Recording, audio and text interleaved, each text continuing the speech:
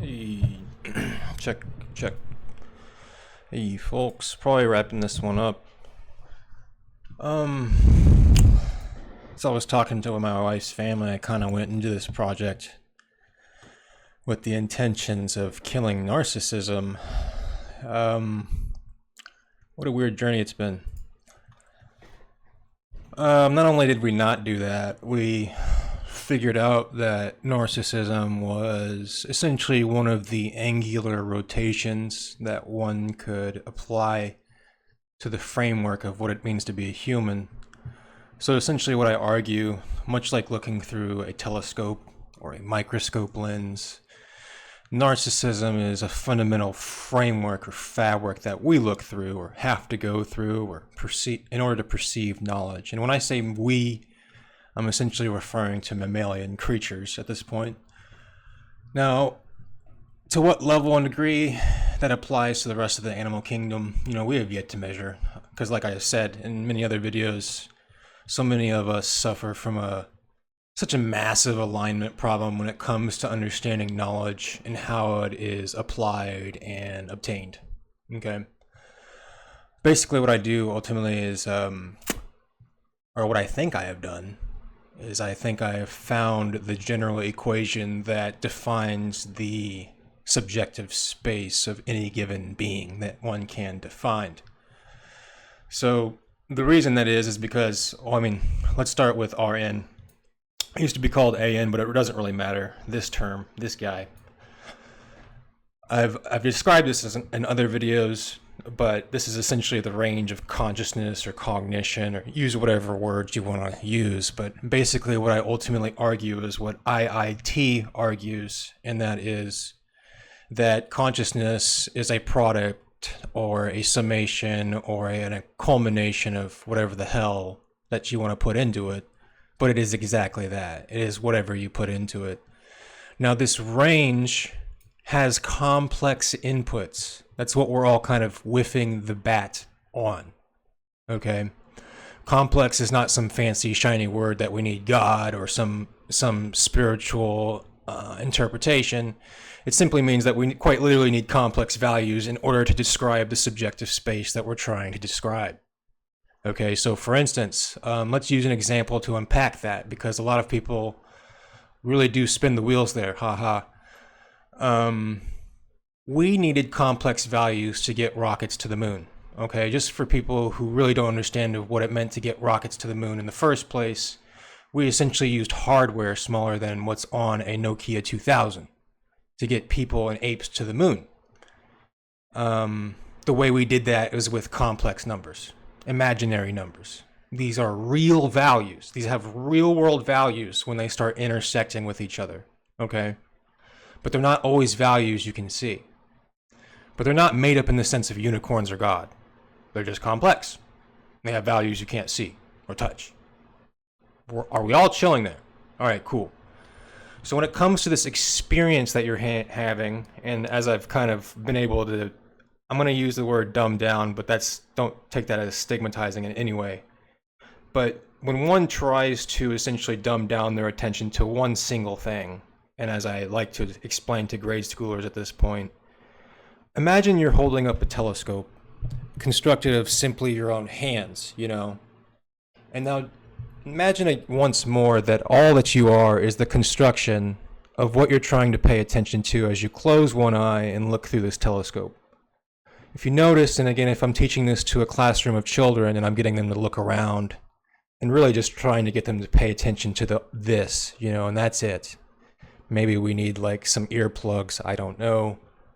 But once I can get them to understand and really try to pay attention to this or ideas around it, I will ultimately help them quite literally formalize what I am trying to talk about. Your attention is a ring with respect to all of the cumulative experiences around it and that have gone into it.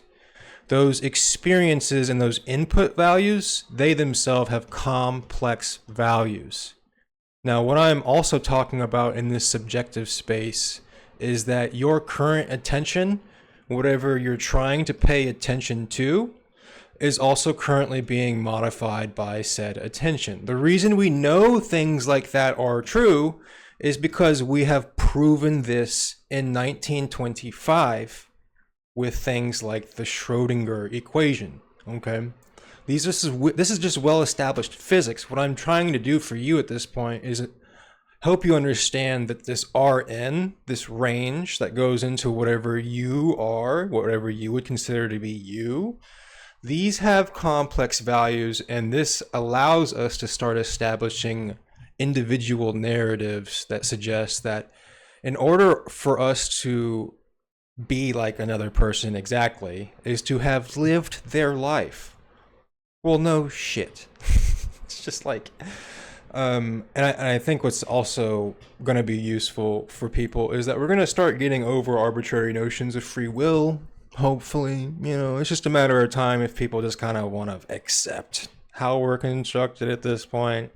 I don't give a fuck. I'm going to move on to game design. This is also well established within the P versus NP problem. How essentially anything that can be solved in polynomial time can be solved in exponential time, or I forget what the hell I just said, but in so many words, what I'm using this portion to describe is that no matter what given angular rotation you want to subscribe your experience to. So for instance, I've described it as a ring to grade schoolers or anybody who's just trying to understand the issue. The dents in the ring, for instance, are defined by the experiences you have. And remember, I've already told you about the experiences you're currently having, okay? Now, if you notice, and if I'm really just talking to the students still about this point when we're only holding up telescopes, you're going to get completely different sets of experiences just through the angular representations of which you're trying to view reality at. And that's just the telescope example, okay?